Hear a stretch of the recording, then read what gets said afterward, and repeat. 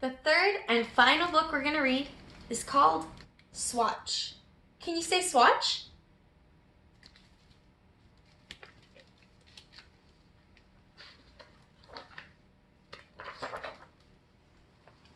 In a place where colors ran wild, there lived a girl who was wilder still. Her name was Swatch, and she was a color tamer. She was small, but she was not afraid. Can you be like her? Can you say, I'm not afraid? I'm not afraid. She could run with the wildest shades, train them to dance, and do magic. With a little patience, she learned to hunt the rare ones. Bravest Green shot up the first week of March. Is it March now? What month is it? Oh, it's October. That's right. In between gray lived on her kitten's leg. Rumble Tumble Pink rolled through the sky on the heels of outgoing thunderstorms. Can you say Rumble Tumble Pink? When she called them by name, they would come to her because Swatch loved color and color loved Swatch back.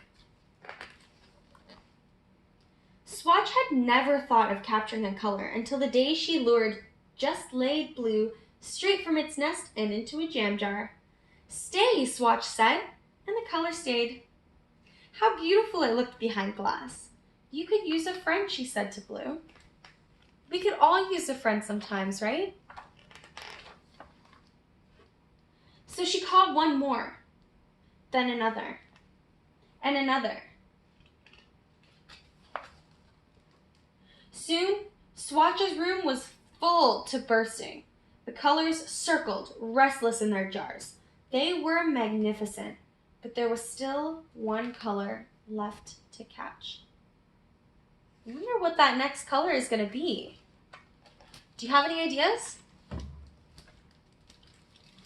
Morning came and there it was, fast fading and fierce, the king of all yellows, blooming in the sidewalk crack in spite of the shadows.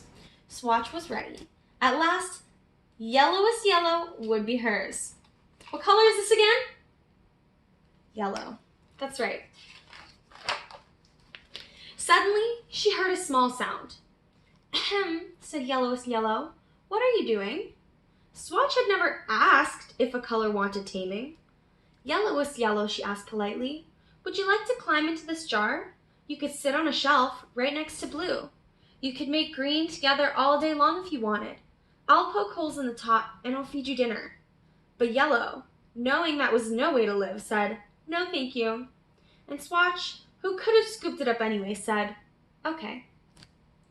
Given that small but kindly allowance, it grew and yawned and stretched and twirled. It bloomed and whirled and leaped and swirled, spreading, billowing, twisting, up, up, up.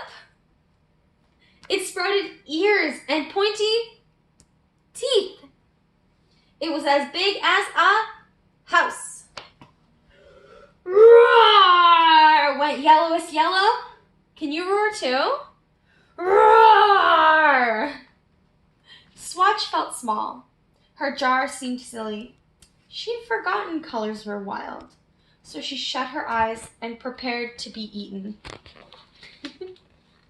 Then Swatch heard something sweet and warbling, like a fleet of canaries. She smelled something warm and buttery, like breakfast. Then something swished against her knee, purring soft, just like home. So she opened her eyes. What is she seeing? She's seeing yellow. She reached out her hand, and stretching from her tiptoes, she found she could indeed touch yellow. Hold on, yellow said, and it pulled her up.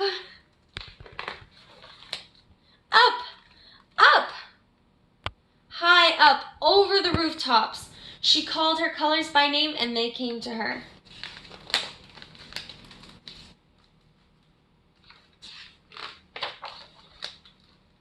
Together, they made a masterpiece.